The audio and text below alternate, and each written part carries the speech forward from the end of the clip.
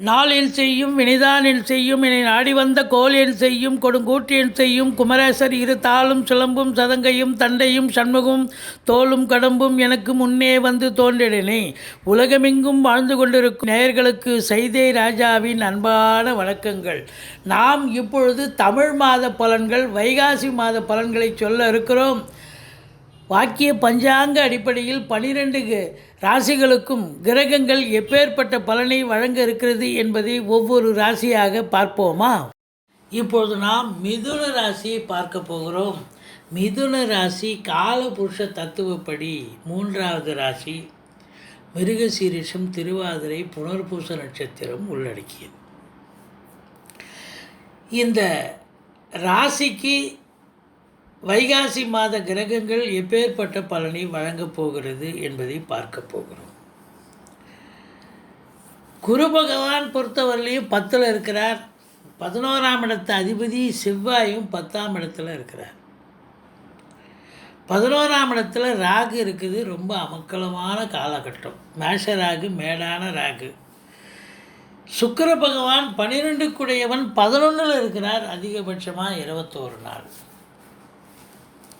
குடும்பஸ்தானத்தை குரு பார்க்குறார். தனஸ்தானத்தை குரு பார்க்குறார். இது பொருளாதார மேன்மை, தனவரவை, குடும்ப சந்தோஷத்தை காட்டக்கூடிய ஒரு அமைப்பு.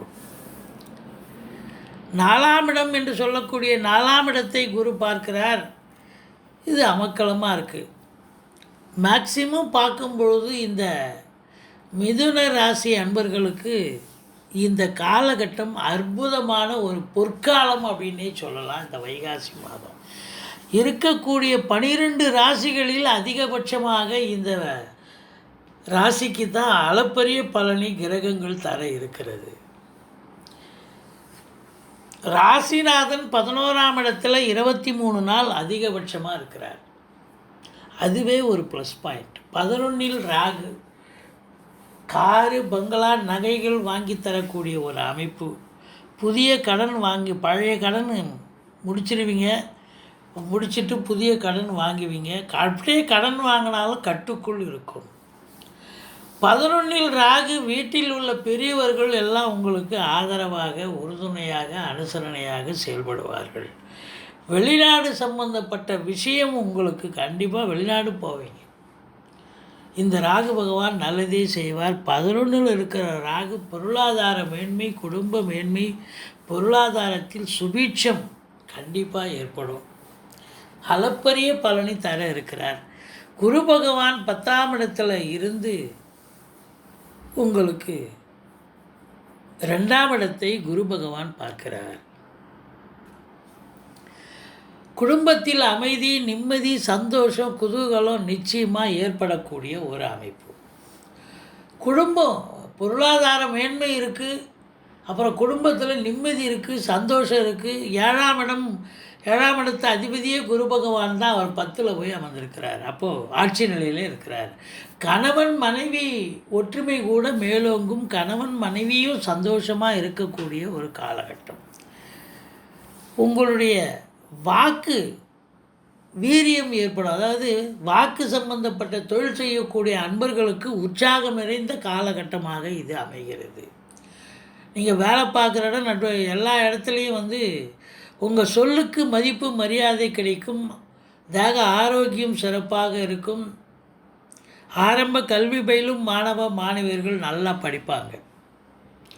3ஆம் இடத்து அதிபதி சூரிய பகவான் 12ஆம் இடத்துல இருக்கிறார். ஒன்றும் எந்த குறையும் இல்லை. ஆனால் கம்யூனிகேஷன் பாவத்தில் வேலை பார்க்குறவங்க கொஞ்சம் எச்சரிக்கையாக வேலை பார்க்கணும். 4ஆம் இடம் அப்படின்னும்பொழுது 4ஆம் இடத்தை குரு பகவான் பார்க்கிறார். 4ஆம் இடம் என்பது மாத்ருஸ்தானம், அதாவது தாய் வழி சொந்தங்கள் ஆதரவாக செயல்படுவார்கள். வண்டி வாகனங்கள் ஏற்கனவே வச்சிருக்கிறவங்க அதனால் நல்ல சவாரிகள் கிடைச்சி நல்ல சம்பாத்தியத்தை பெறுவீர்கள்.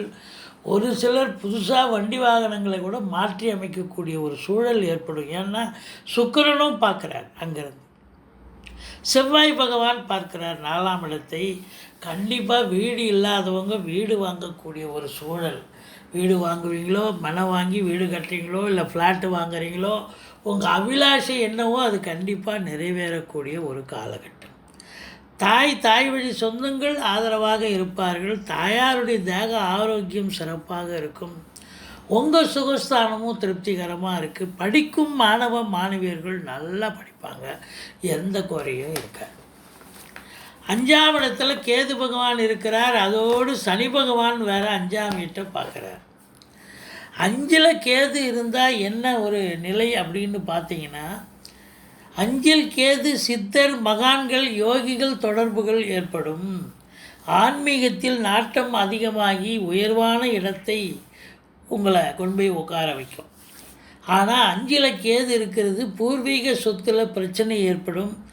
ஏதாவது அந்த பிரச்சனை முடிகிற மாதிரி இருக்கும், ஆனால் முடியாது, இழுத்துக்கிட்டே இருக்கும். பங்காளிங்க சண்டை, வரப்பு சண்டை, வாய்க்கால் சண்டைன்னு போயிட்டே இருக்கும். வெளிநாட்டில் வசிப்பவர்களுக்கு பிஆர் கிடைக்கும், ஆனால் தாய்நாடு வர முடியாது. சங்கடகர சதுர்த்திக்கு பிள்ளையாருக்கு அபிஷேகத்துக்கு ஏதாவது வாங்கி கொடுங்கள், நல்லதே நடக்கும். வயிறு சம்பந்தப்பட்ட கோளாறுகள் வரும், எச்சரிக்கையாக இருங்கள். டயட் கண்ட்ரோல் தான். 5ல் கேது சொந்த பந்தம், மாமனார் வகையில் பிரச்சனையை ஏற்படுத்தும். சொந்த தொழில் செய்தால் சூப்பராக இருக்கும், விருத்தியாகும், ப்ரொடக்ஷன் அதிகரிக்கும். ஆனால் வேலையில் இருக்கிறவங்களுக்கு கொஞ்சம் பிரச்சனையாக தான் இருக்கும். 5ல் கேது நிற்பது உயர்கல்வி படிப்பவர்களுக்கு மிகவும் சிறப்பு உண்டு. அதுவும் வெளிநாட்டில் பிஹெச்டி, எம்ஃபில் போன்ற ஆராய்ச்சி படிப்பு படிக்கும் அன்பர்களுக்கு சூப்பர் அப்படின்னு சொல்லலாம். பிள்ளைகளுக்கும் உங்களுக்கும் கருத்து வேறுபாடு கூட வரலாம், எச்சரிக்கையாக இருந்து கொள்ளுங்கள். 6ஆம் இடத்தை குரு பகவான் பார்க்கிறார். வெற்றி ஸ்தானத்தை குரு பார்க்கிறார். நீங்கள் எடுப்பதெல்லாம் வெற்றி கண்டிப்பாக கிடைக்கும். நண்பர்கள் ஓடி ஒளிவார்கள், எதிரிகள் ஓடி ஒளிவார்கள். நண்பர்கள் உங்களுக்கு ஆதாயமாக இருக்கக்கூடிய ஒரு காலகட்டம். கடன் சுமை படிப்படியாக குறையும். கோர்ட்டில் கேஸ் எதாக இருந்தால் உங்களுக்கு சாதகமாக தீர்ப்பு வரும். சொந்த தொழில் செய்யும் அன்பர்களுக்கு நம்பிக்கைக்கு பாத்திரமான பணியாளர்கள் கிடைப்பார்கள். 6ஆம் இடத்தை குரு பார்த்தால் வெளியூர், வெளிநாடு, வெளி மாநிலம் செல்லக்கூடிய அன்பர்களுக்கு ஒரு யோகமான ஒரு காலகட்டம் சக்ஸஸ் ஆகும். நீங்கள் எடுக்கிற முயற்சி, வெளிநாடு சம்பந்தப்பட்ட முயற்சி எது எடுத்தாலும் அது சக்ஸஸ் ஆகும். நல்ல தகவல் கண்டிப்பாக வரும். 7ஆம் இடத்து அதிபதி 10ல் குரு ஆட்சி நிலையில் இருக்கிறார். கணவன் மனைவி ஒருத்தருக்கு உறுதுணையாக சந்தோஷமாக செயல்படக்கூடிய ஒரு காலகட்டம். நண்பர்களால் நல்லதே நடக்கும். 8ஆம் இடத்தில் சனி பகவான் இருக்கிறார். முதல் 10 நாள் உங்களுக்கு அஷ்டமத்து சனி நடக்குது.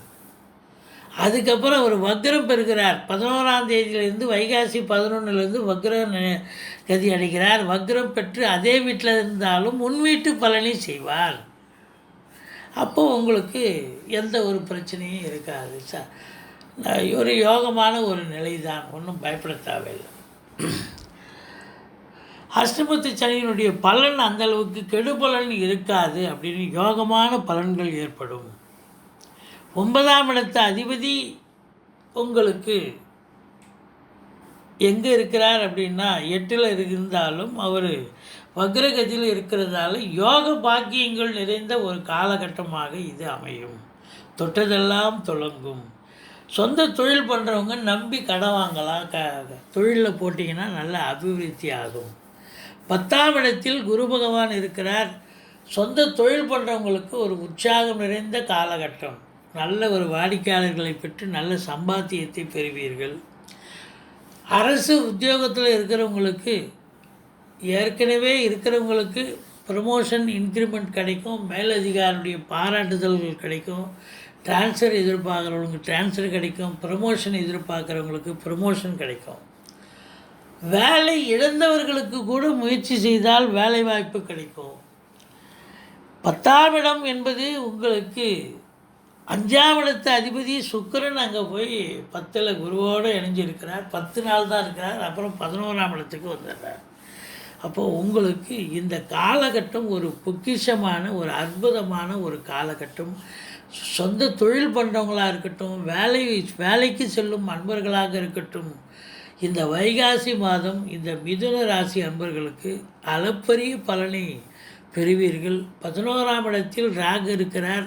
சுக்கிர பகவானும் 21 நாட்கள் 11ஆம் இடத்தில் இருக்கிறார். அப்போது லட்சுமி கடாட்சம் நிறைந்த ஒரு காலகட்டம். நீங்கள் தொட்டதெல்லாம் தொடங்கும், தொடாததெல்லாம் கூட தொடங்கக்கூடிய ஒரு காலகட்டம் வந்தாச்சு அப்படின்னு சொல்லலாம். 12ஆம் இடம் அப்படின்னும்போது 12ஆம் இடத்தில் சூரிய பகவான் இருக்கிறார். அவர் 3ஆம் இடத்து அதிபதி. ஒன்றும் பிரச்சனை இல்லை. கெட்டவன் கெட்டிடில் கிட்டிடும் ராஜயோகம்னு சொன்னோம். 3ஆம் இடங்கிறது கெட்ட இடம், 12ஆம் இடம் என்பதும் கெட்ட இடம். இப்போ ஒன்றும் பிரச்சனை இல்லை, எந்த குறையும் இல்லை. தந்தை வழி சொந்தங்களால் நல்லதே நடக்கக்கூடிய ஒரு சூழல். அரசாங்க பணியாளர்களுக்கும் நல்லது நடக்கும். அரசியல்வாதிகளுக்கும் கூட எந்த ஒரு பிரச்சனையும் இல்லாமல் சுமூகமாக இயங்கக்கூடிய ஒரு காலகட்டமாக மொத்தத்தில் இந்த மிதுன ராசிக்கு ரொம்ப அமக்கலமாகவே இருக்கும் அப்படின்னு சொல்லக்கூடிய ஒரு நிலை. நீங்கள் வணங்க வேண்டிய தெய்வம் அப்படின்னு பார்த்தீங்கன்னு சொன்னால், பெருமாளை சேவியுங்கள், சக்கரத்தாழ்வாரை வழிபாடு செய்யுங்கள். வைகாசி 6, 7, 8 சந்திராஷ்டம தினம் வர இருப்பதால் எச்சரிக்கையோடு பணியாற்றுங்கள்.